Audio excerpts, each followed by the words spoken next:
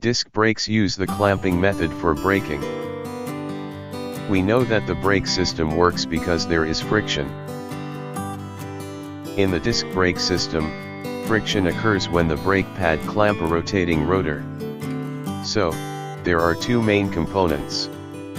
First, the rotor. The rotor is shaped like this, connected to the axle shaft so that it rotates with the wheel. Second, brake pads. Brake pads are the component to rub the rotor. They are connected to the chassis of the vehicle.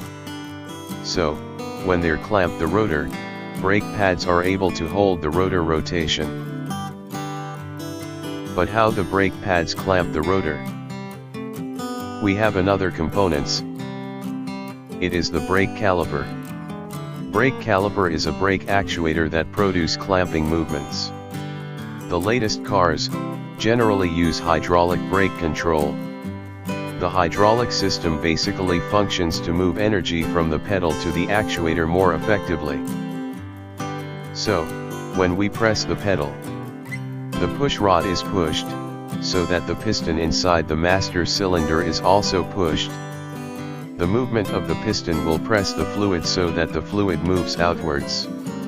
In the brake caliper, there is a piston connected to the fluid from the master cylinder, so that the pushed fluid enter the caliper and push the piston. That makes the piston move.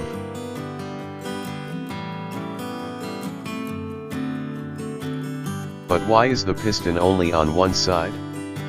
How the caliper clamp the brake pads?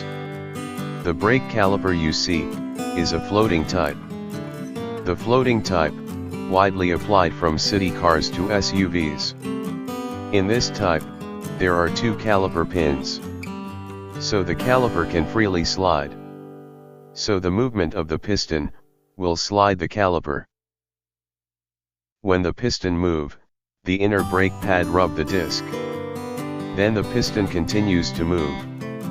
This second movement will slide the caliper and push the outer brake pad to rub the disc. So, the pistons have clamped the disc with the same strength.